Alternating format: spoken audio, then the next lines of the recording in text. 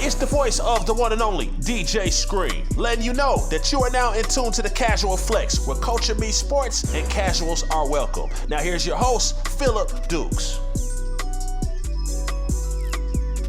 Yo, welcome to another edition of the Casual Flex. I'm your host, Philip Dukes, aka Dukes D Scoop. Check me out on Twitter and Instagram at Dukes D Scoop, and make sure you go right there and hit that like and subscribe button. And also do me another favor. Tell a friend about the show. You like the show, you like the content, and you're subscribed. Post it on your social media. Do anything you can so we can make this thing grow and keep it going the way it's been going.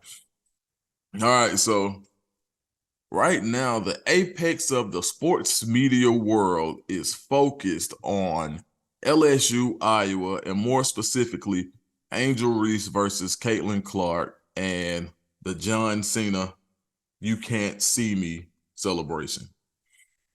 So, I mean, what it has done, it shows you a lot of people's opinions on Twitter. You see you see multiple analysts come out and say, "Oh, Angel Reese was classless for doing that."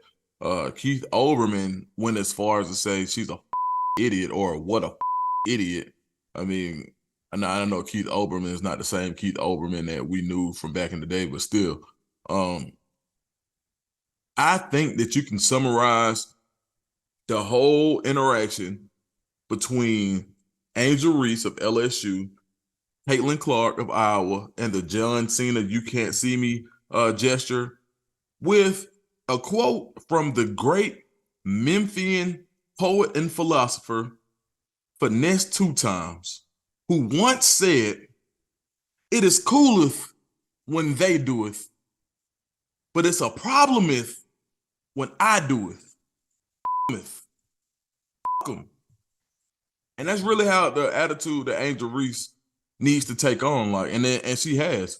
Come on, dog. Like, we just saw Caitlin Clark do that. And when Caitlin Clark did it, it was, oh, wow, look at that fire. Look at that zest for victory. Look at that zeal she's displaying. Oh, my, she's such a fiery player. Angel Reese does it. She's ghetto. Look at that classless act. Look at classless. So what about that gesture makes her classless? Because she did something to somebody who has always done it, or who's done it previously to somebody else. She did it to her after she won, not before she won, not during the game, but after she won the championship and took care of business. She said, "Oh, no, you can't see me." Okay. Whether Angel Reese is better than Caitlin Clark is a totally different ballgame. We saw the Kembe Mutombo signature when he blocked the shot was no, no, no, no, no. You even see him in Geico commercials doing it. Michael Jordan dunks on the Kembe Mutombo a day later and goes, no, no, no, no, no. And it's still one of the most memorable gestures that went on in basketball games. I mean, you think about taunting and the fire in the game as far as competitive, the competitive nature of the game. When you think the spirit of competition, and when people express themselves in that way, it's a part of sports, showmanship. And the sports that have more showmanship are usually the most popular. And that's just the way of the world right now. And if you really just want to break it down, we are in the most self-expressive generation that the world has ever seen. So do I have a problem with the gesture either way? Not really. I don't. I mean, people, like, if you look on ESPN, SportsCenter, Overtime, any of the social media, Bleacher Report, any of the social media feeds, when you look at the NBA, you see guys making gestures and guys doing it back to each other. When Caitlin Clark did it, I didn't see one person say that she was classless. Even when she got to chirping with the girl from LSU, it wasn't any, that's classless, she's a trash person, and all of this stuff. Angel Reese does it, and it's, oh no, she's classless. It's so obvious and blatant. It's almost scary how obvious and blatant it is that Angel Reese has been demonized by this same gesture A gesture from pro wrestling, you can't see me. Now she's classless. Not talking about her GPA, not anything that she does in a positive light. That made her classless. No matter what she's been through growing up, no matter what she's done in the community, nothing. That made her classless. A idiot, to quote Keith Olbermann. And to Angel Reese, if you're hearing this, man, keep doing you. Do it in a way where it's blatant. Be yourself unapologetically. If it's too much, it's too much. But that time in particular, absolutely not. You won. You get the spoils go to the victor. You get to do that. And it's, oh, well, she shouldn't have sought her out to do it. I mean, Caitlin Clark is probably, let's keep it a buck. Caitlin Clark is the reason pretty much that the women's NCAA tournament has been deemed or considered to be more entertaining than the men's tournament. We're not used to seeing this type of fire or this level of athleticism from female basketball players. So now that we are, like, LSU has been good all year. South Carolina has been good all year. I guarantee you, Iowa on this grand scale, Iowa and Caitlin Clark, the star factor brought more viewers. So when LSU got their opportunity to shine, they did that. So it's hard for me to be. It's really hard for me to feel bad for Caitlin Clark. I mean, literally, she's the same person that says, "Oh, she ain't gonna hit that." She's not just like, "Oh, I'm worried about how this person feels." So if you rewind back the other day, there was a player that was about to shoot a 3-pointer in the South Carolina game, and Caitlin Clark stayed at the free throw line. Now, she didn't have to say, "Oh, I ain't worried about that," but she did. Another hand gesture. I ain't worried about that. There's nothing wrong with that. It's basketball. Look, anytime I hoop, growing up, whatever, LA Fitness, student act at Auburn, well known I couldn't shoot the ball. I could dribble, I could pass, really couldn't shoot the ball that well.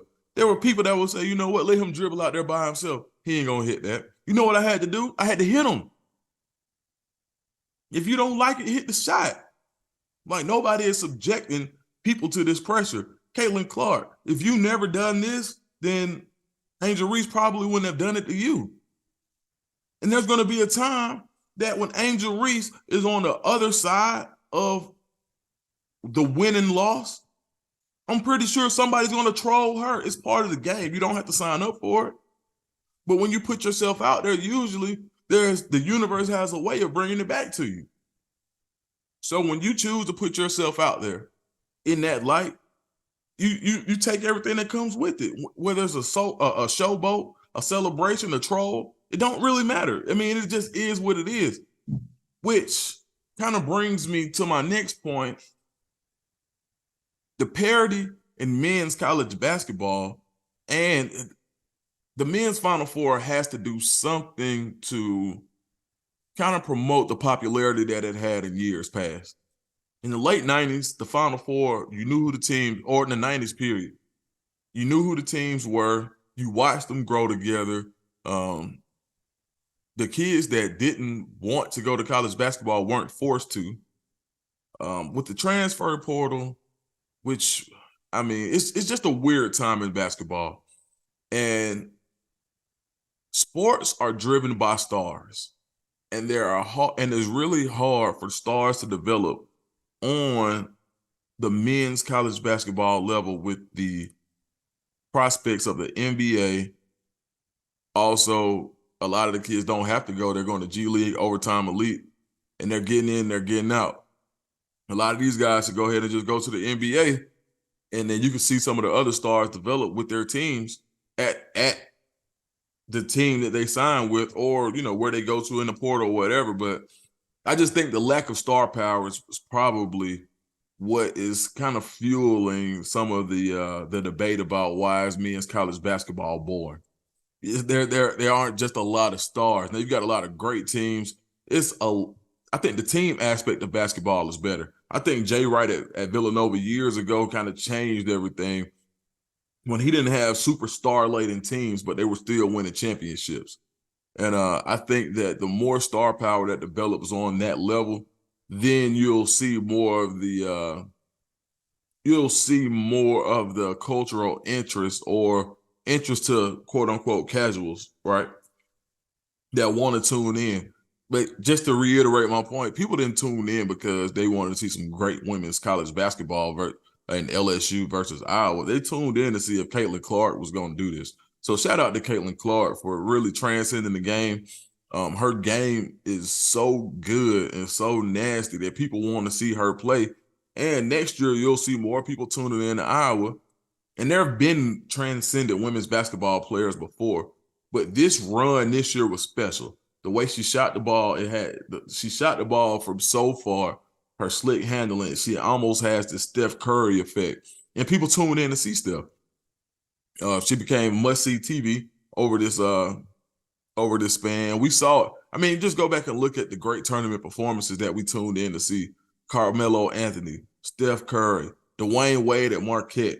There have been times where the tournament itself may not have been as exciting, but when you do have that star player, you want to tune in to watch.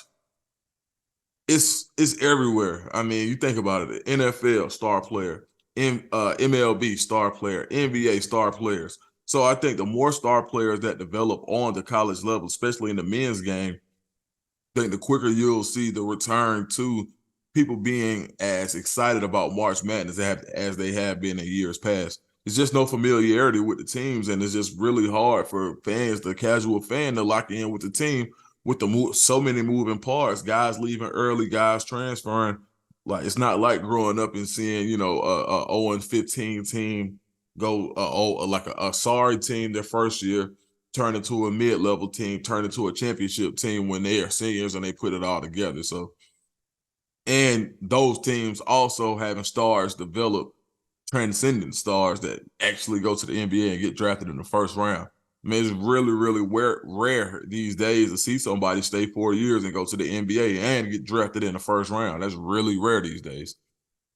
But to switch gears a little bit while we're talking about sports that are losing cultural interest, how crazy was it for this John Cena, Angel Reese, Caitlin Clark gesture to be more of a headline than the opening weekend in Major League Baseball with a new rule that could absolutely change the game forever with the pitch clock?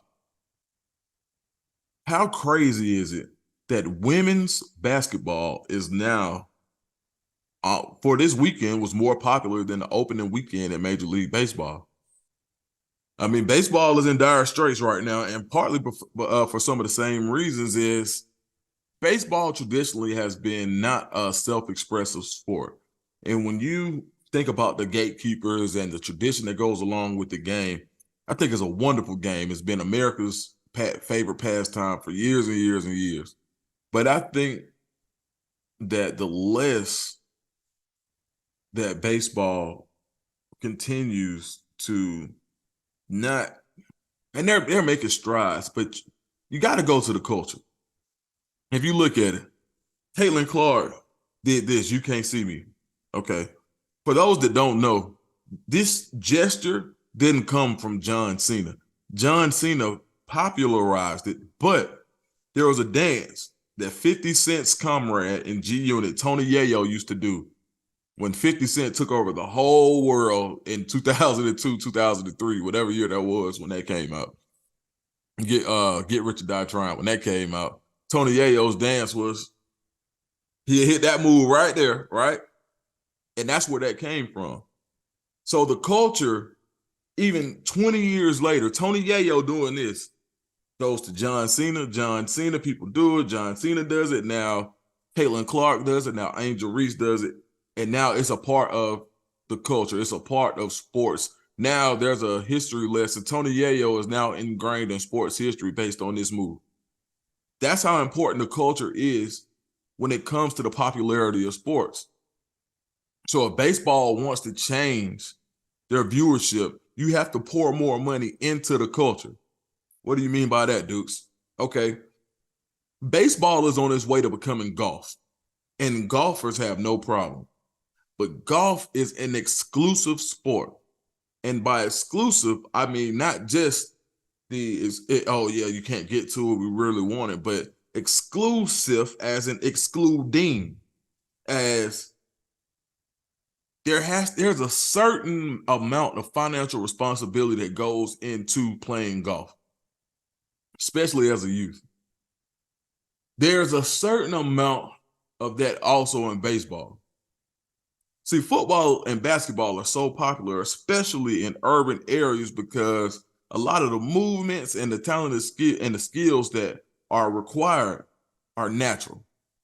Somebody that can run fast, somebody that is really quick, twitchy, guys who excel with hand-eye coordination, larger guys who are nimble on their feet. You can identify skills that will make you successful in those two sports, where it doesn't take a ton of money in order to develop those skills. It takes want to, and you know, like, you can be a guy, and if you've got certain skills, if you got a good coach, they'll develop way quicker than they would in a game like golf and baseball, for that matter. See, a lot of times I like to say quarterbacks are bred, not born, because the nuances of the game won't allow for the average guy who wants to play quarterback just to go play quarterback without some type of specific training, or without somebody constantly being on you, or without you being a quarterback for 24 hours a day.